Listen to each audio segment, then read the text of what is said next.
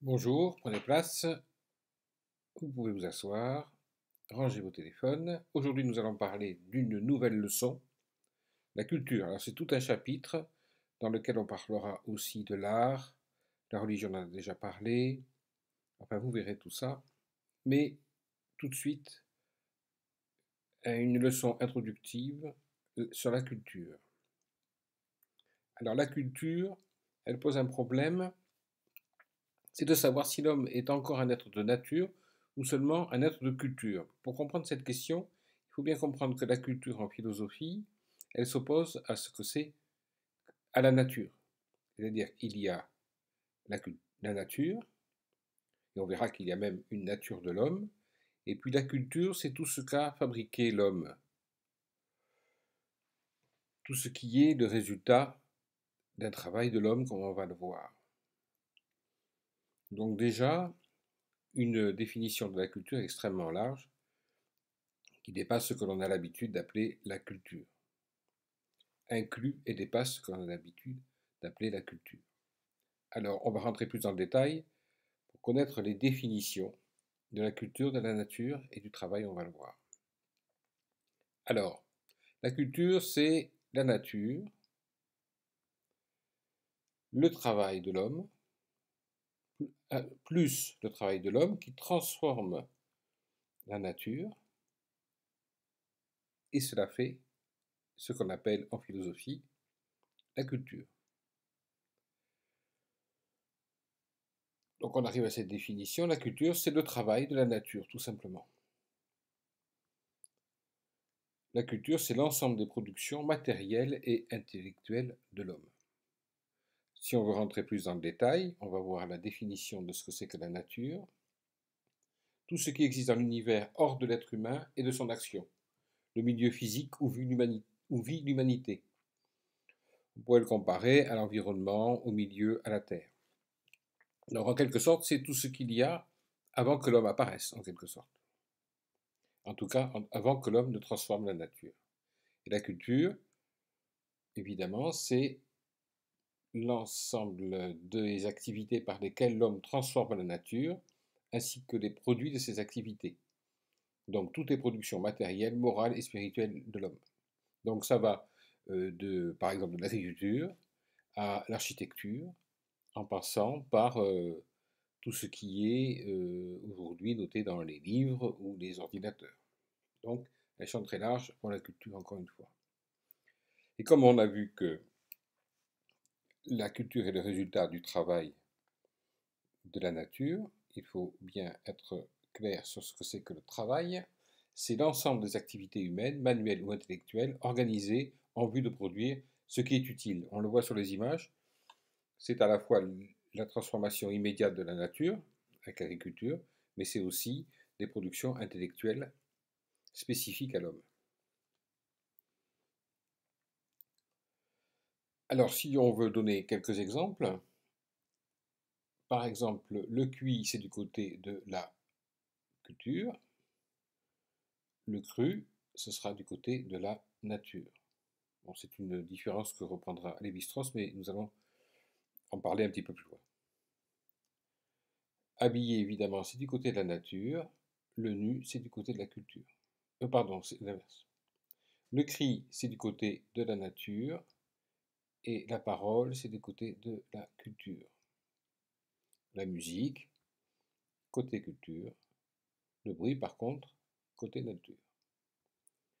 Et une distinction que nous allons voir beaucoup plus en détail tout à l'heure, l'inné, c'est la nature, c'est ce que nous sommes à notre naissance, et l'acquis, c'est tout ce qui nous est donné ensuite par notre éducation, par exemple, ou nos expériences. Mais nous reviendrons dans le détail sur cette définition, sur cette différence entre l'inné et l'acquis. Alors, maintenant, le problème, c'est que l'homme, on voit bien, il est à la fois nature et culture.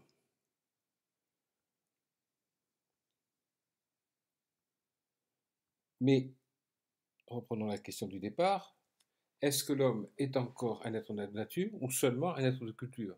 Par exemple, celui qui vit dans une grande ville et qui voit guère de nature et qui vit peu avec et qui a très peu de contact avec une nature originelle, est-il encore un homme naturel? Qu'en est-il de sa nature humaine?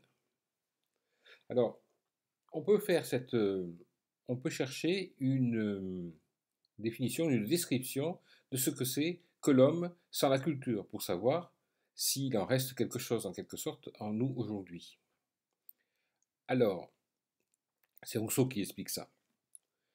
L'homme sans la culture. L'homme sauvage, sujet à peu de passion et se suffisant à lui-même, n'avait que les sentiments et les lumières propres à cet état, qui ne sentait que ses vrais besoins, ne regardait que ce qu'il croyait avoir intérêt de voir, et que son intelligence ne faisait plus de progrès, pas plus de progrès que sa vanité. Donc, l'homme naturel ne progresse pas, même si pour Rousseau, il a une certaine qualité tout de même.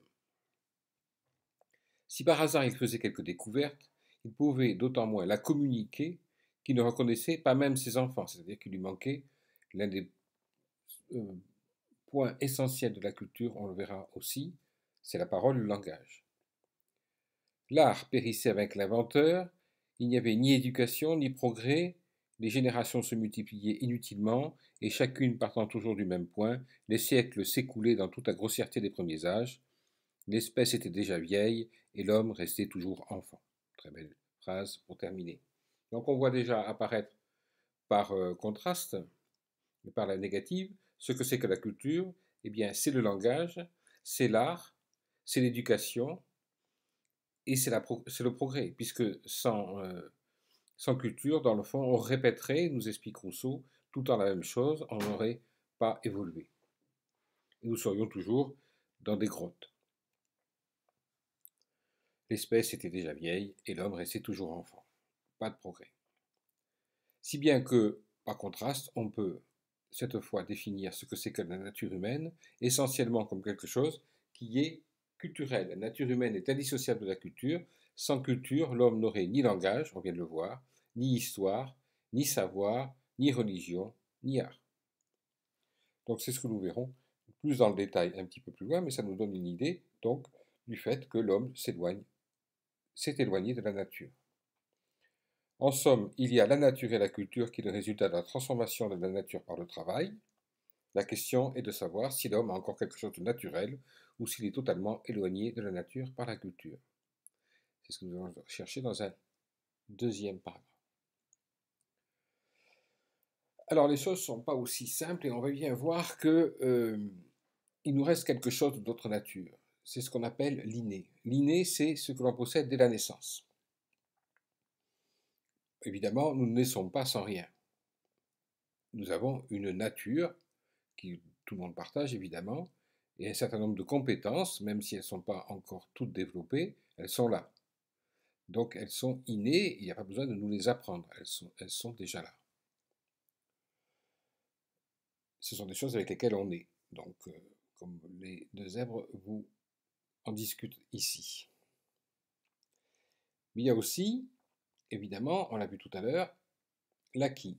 L'acquis qui n'est pas inné, mais a été obtenu et développé par l'individu. C'est donc des expériences vécues, des savoirs acquis, qui s'ajoutent à ce que nous avons d'inné, et qui nous permettent, comme on l'a vu avec Rousseau, d'accéder à la culture et de progresser, individuellement, mais aussi au niveau de l'espèce.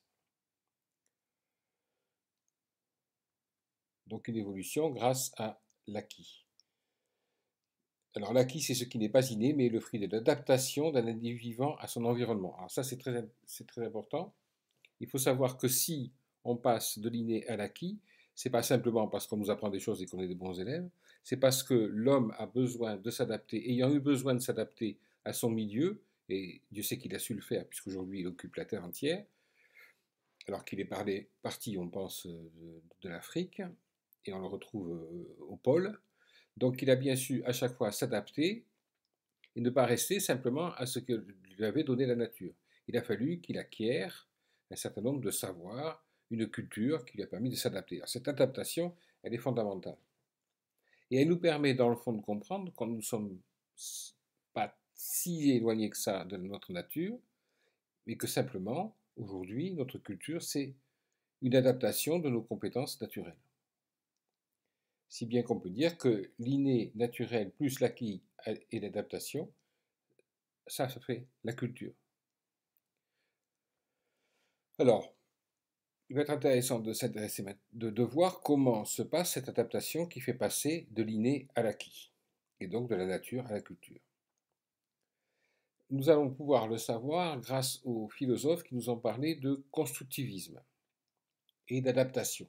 Le constructivisme, c'est justement la description de cette adaptation du naturel vers la culturelle.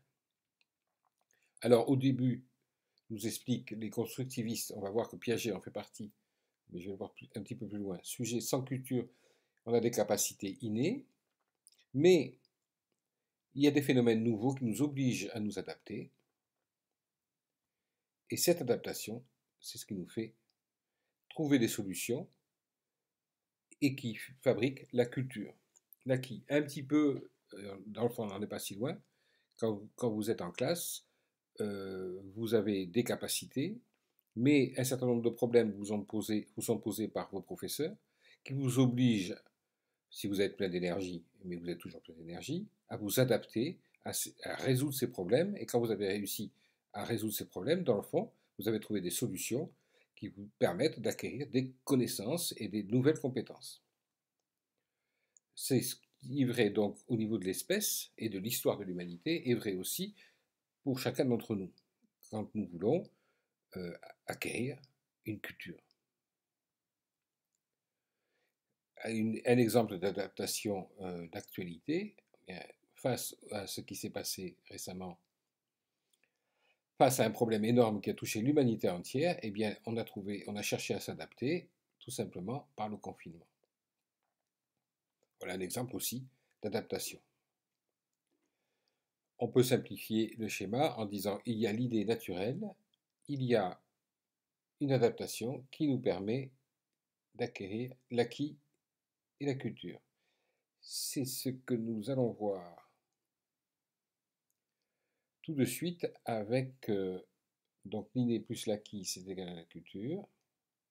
On voit bien donc que nous sommes vouloir faire absolument un choix entre la nature et la culture, ça serait illusoire, inutile et ça n'a pas grand intérêt. Ce qu'il faut comprendre, c'est que ce que nous sommes, l'homme, la nature humaine, elle est faite à la fois de ce que nous avons naturellement et de ce que nous apprenons. Alors Jean-William Fritz Piaget, pour être précis, va nous expliquer ça. Alors, Jean-William Fritz Piaget, il est né en 1886 et mort en 1980. C'est un biologiste, psychologue et épistémologue connu pour ses travaux en psychologie du développement. C'est-à-dire que lui, il a réfléchi à savoir comment s'est passée cette adaptation dans le détail, comment ça se passe depuis le début de l'humanité pour chacun d'entre nous. Mais il nous suffit de l'écouter pour le comprendre. J'en ferai quand même un petit résumé après la vidéo. Tout de suite, est-ce que ça c'est notre monde moderne contemporain, ou est-ce qu'on peut imaginer que c'est les bébés hommes depuis toujours? Ben, je suis convaincu que c'est les bébés hommes depuis toujours, et que c'est pas seulement les bébés hommes, mais que mon ami Grobert en Amérique a fait l'expérience sur des petits chats, et il retrouve les mêmes stades, sauf que le petit chat arrive à 4 mois au niveau que le bébé n'atteint qu'à 9 mois, ce qui est très intéressant, parce que le petit chat va pas beaucoup plus loin, tandis que le bébé il continuera jusqu'à l'état d'un homme civilisé.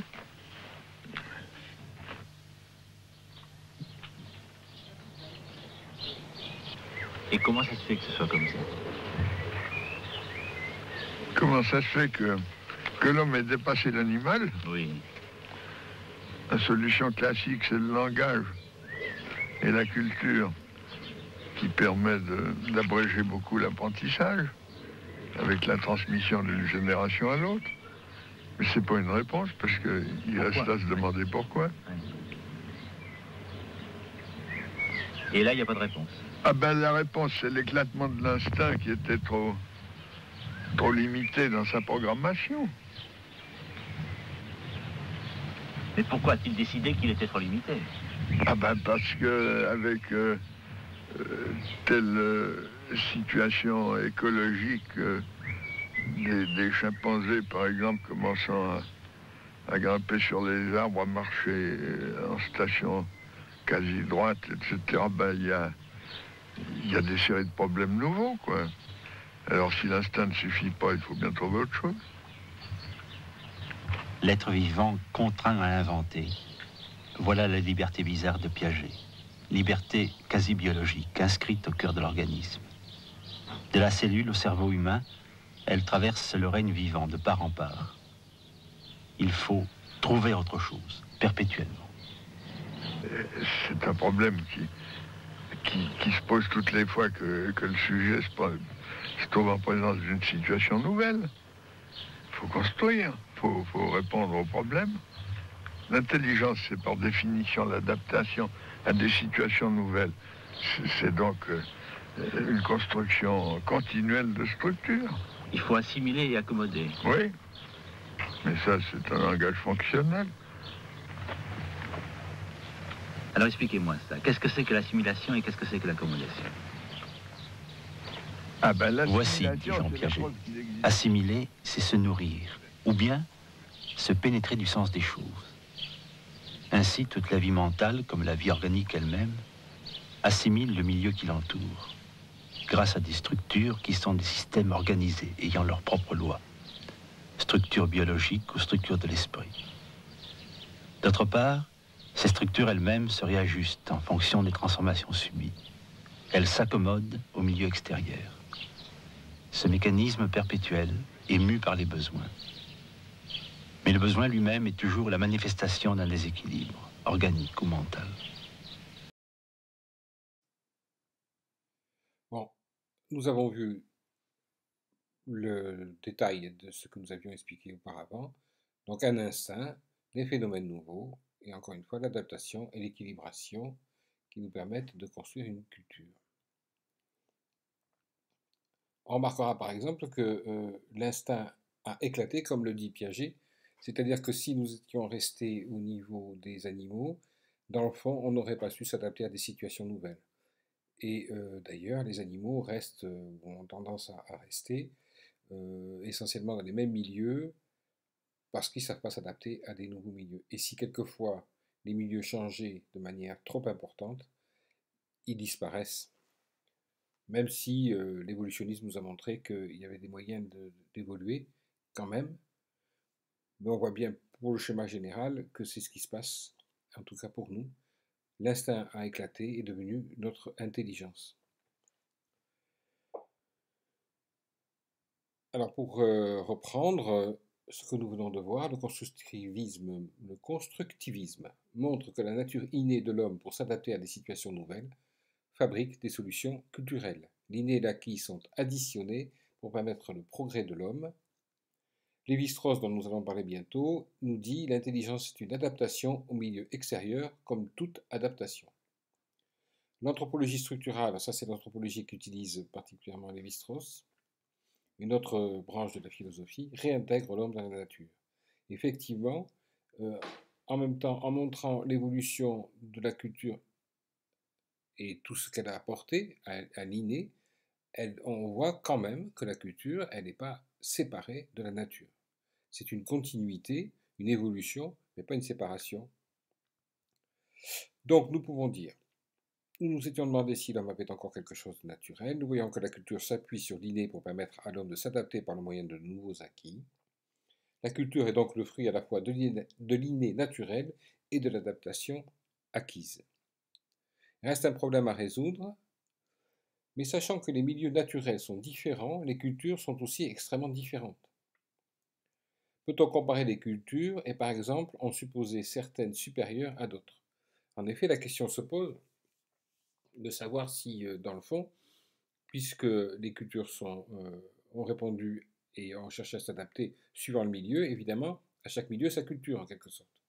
Donc est-ce qu'on peut dire qu'il y a de meilleures réponses au milieu que d'autres, et des cultures qui soient supérieures à d'autres? C'est la question que nous allons nous poser maintenant. Y a-t-il des cultures supérieures à d'autres cultures? Alors, on va pouvoir se poser cette question avec Claude Lévi-Strauss, qui est né en 1908 et mort en 2009. c'est un anthropologue et ethnologue français qui a exercé une influence majeure sur les sciences humaines et sociales dans la seconde moitié du XXe siècle. Il a exercé cette influence parce qu'il est l'un des premiers à être allé au fin fond de l'Amérique du Sud rencontrer les Bororo, qui sont ce qu'on appelait à l'époque une peuplade primitive, en tout cas beaucoup moins technologique que la nôtre, et il a démontré qu'on ne pouvait en aucun cas penser que ces cultures étaient moins évoluées que la nôtre. Et mieux que ça, il a montré que certains interdits fondamentaux de cette culture étaient partagés par nous. Et on va le voir, c'est l'interdit de l'inceste. Mais écoutons Lévi-Strauss qui nous raconte comment il a rencontré une nouvelle culture, la culture des Bororo. Nous nous sommes dit jamais nous en sortirons, alors on est parti un peu à l'aventure. Et puis, un beau matin, après avoir campé sur les berges comme nous faisions, nous avons aperçu de formes trois assez rouges sur les bords de l'eau. C'était les premiers Bororo que nous voyons. On s'est fait comprendre comme on a pu, expliquer qu'on allait chez eux. L'un de vous parlait. Non, personne ne parlait, par geste, ça est arrivé à s'expliquer.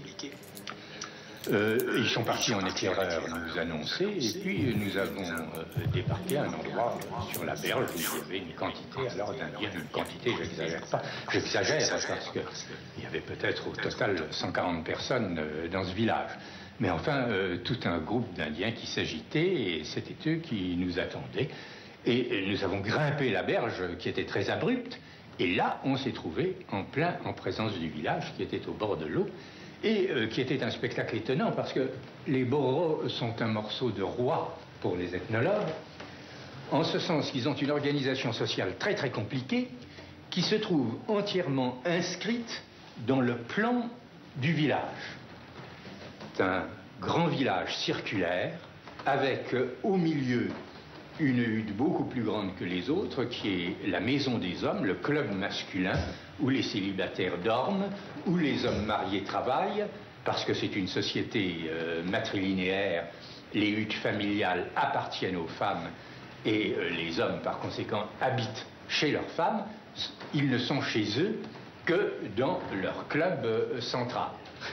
Et en plus de ça, chaque hutte ou groupe de huttes appartient à un clan particulier dans un ordre rigoureusement prescrit, et le village est idéalement divisé en deux moitiés qui s'appellent en Bororo les Tchera et les Tougaré, avec cette règle que les hommes d'une moitié ne peuvent épouser que les femmes de l'autre moitié et réciproquement, de sorte qu'un homme né dans une moitié dans la hutte de sa mère, mais quand il se marie, il traverse cette frontière idéale du village et il va habiter chez sa femme qui est de l'autre côté.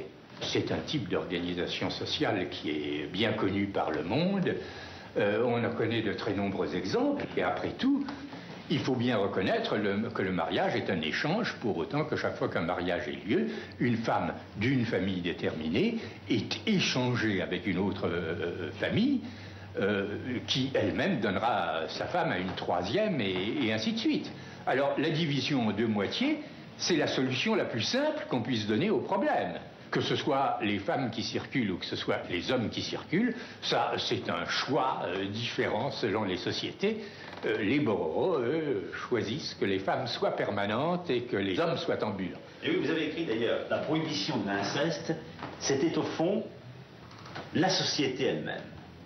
C'est la société elle-même, puisque c'est l'interdiction pour la société de se perpétuer selon les normes mêmes de la famille biologique. La famille biologique, c'est encore la nature, mais à partir du moment où une famille, pour se perpétuer, doit nécessairement s'allier avec une autre famille, quelle que soit la règle qui détermine la façon dont elle s'alliera avec cette autre famille, à ce moment-là, nous sommes en présence de la société.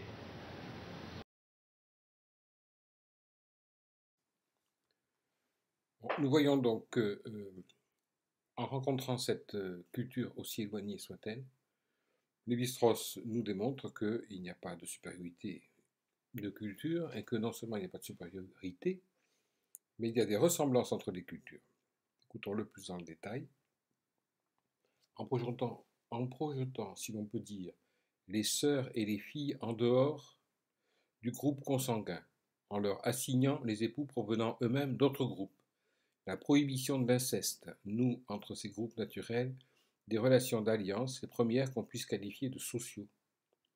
La prohibition de l'inceste fonde ainsi la société humaine, en un sens, elle est la société. Alors la prohibition de l'inceste, c'est l'interdiction de se reproduire avec des personnes de la même famille que soi. Donc, c'est une règle qui rompt avec ce qui pourrait être naturel, ou disons, en l'absence de règles qui pourraient se faire, et justement parce qu'on va contre la nature, contre un laisser-aller en quelque sorte de la nature, on crée un interdit, et du coup, on crée ce que Lévi-Strauss appelle une société et une culture. Pour Lévi-Strauss, la culture apparaît avec la prohibition de l'inceste qui oblige les communautés à passer de la simple procréation, donc de la nature, à la parenté, de l'animalité à l'humanité, de la nature à la culture. Donc, quelle que soit la culture, on retrouve ces points communs et on peut parler de culture universelle. Par contre, toutes les cultures ne sont pas identiques. Par exemple, si on veut parler de notre culture, on retrouve en France la Tour Eiffel, le vin, un certain nombre de choses qui caractérisent notre culture. La culture, c'est aussi l'identité d'un peuple, culture américaine, française, etc., qui fait une société. C'est des manières d'être, des habitudes, des mœurs, des coutumes, etc. Donc toutes les cultures ont des points communs et ont des différences. Donc entre les cultures, il y a des points communs et des différences, mais les unes sont-elles supérieures aux autres? On va voir ce qu'en pense tout de suite Montaigne. Il n'y a rien de sauvage ni de barbare dans cette nation indienne, sinon que chacun appelle barbarie ce qui n'est pas de son usage. Montaigne explique que la supériorité d'une culture sur une autre est tout à fait relative. C'est juste une question d'habitude, et pas une question de supériorité. Elles sont différentes parce que les uns ont telles habitudes, et d'autres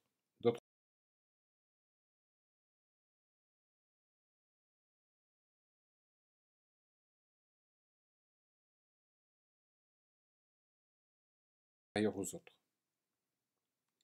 Emmanuel Kant explique que la culture produit les savoirs et les civilisations, mais pas encore la moralité. Résultat, personne ne peut prétendre être propriétaire du bien, donc de la meilleure civilisation. Nous sommes hautement cultivés dans le domaine de l'art et de la science. Nous sommes civilisés au point d'en être accablés pour ce qui est de l'urbanité et des bienséances sociales de tout ordre. Mais quant à nous considérer comme déjà moralisés, il s'en faut encore de beaucoup, car l'idée de la moralité appartient encore à la culture. Par contre, l'application de cette idée, qui aboutit seulement à une apparence de moralité dans l'honneur et la bienséance extérieure, constitue simplement la civilisation. Par contre, tout bien qui n'est pas greffé sur une disposition moralement bonne n'est qu'une pure chimère et faux clinquant. En un mot commençant, Kant nous explique ici que aucune culture ne peut prétendre être supérieure aux autres au niveau de la moralité. Il y a des différences, mais pas de supériorité, encore une fois. Donc, nous avons vu que les peuples les plus éloignés du nôtre ont une culture tout aussi évoluée que la nôtre. Même si toutes les cultures ne sont pas identiques, Montaigne les range au rang d'habitude. Bourdieu explique qu'elles peuvent servir à la domination de certains peuples. Kant ajoute qu'aucune culture ne peut prétendre être l'unique propriétaire du bien. Donc les cultures sont à la fois universelles et différentes, sans que l'on puisse décider laquelle est supérieure à l'autre. Pour pratiquer leur culte. Bref, j'espère que vous avez kiffé ces petites infos plutôt positives. N'oubliez pas de vous abonner à ma chaîne YouTube secondaire que vous connaissez maintenant et aussi à ma chaîne YouTube principale pour atteindre les 10 millions d'abonnés. C'est maintenant ou jamais et dès qu'on passe la barre des 10 millions, je sors une vidéo exceptionnelle avec vous dedans. J'ai juste hyper hâte. Go to 10 millions. Ciao, ciao, ciao.